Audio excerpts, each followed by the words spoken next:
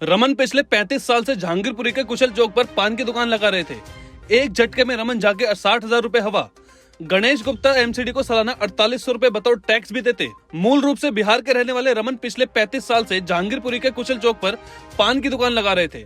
20 अप्रैल की सुबह सोकर उठे तो पता चला कि आज उनके मोहल्ले में बुलडोजर चलने वाला है। सुबह 10 बजे अपनी नीले रंग की गुमटी के पास पहुंचे तो आंखों के सामने बुलडोजर से अपनी गुमटी का कचूमर बनते देखा। एक झटके में रमन झांकी 60,000 रुपए हवा हो गए। रमन को इस बात का दुख है कि उन्हें एक बार भी कोई नोटिस या सूचना नहीं दी गई।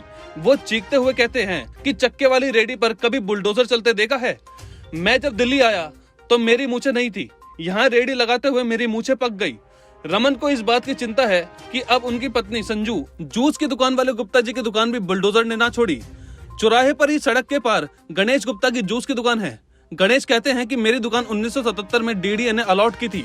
जब एमसीडी वाले बुलडोजर लेके आए तो मैं सामने अपनी दुकान का कागज लेकर खड़ा था, लेकिन कोई कागज देखने को राजी तक नहीं था। मेरी दुकान जब टूटी उसके 1 घंटे पहले ही सुप्रीम कोर्ट का ऑर्डर भी आ चुका था, लेकिन ये फिर भी नहीं माने। गणेश गुप्ता एमसीडी को सालाना 4800 रुपए बतौर टैक्स भी देते हैं और उनके पास इसके कागजात भी हैं। बुलडोजर की कार्रवाई में गणेश का करीब 5 लाख का नुकसान हुआ और उन्हें समझ नहीं आ रहा है कि इसकी भरपाई कैसे होगी और कौन करेगा।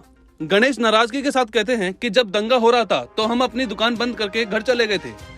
हमारा तो हिंसा से कोई लेना देना ही नहीं, लेकिन अब हमें इसकी सजा भुगतनी पड़ रही है। सिर्फ परमानेंट स्ट्रक्चर वाले अतिक्रमण को नोटिस देते हैं।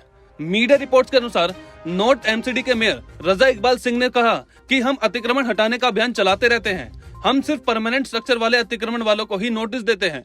ये रूटीन काम है।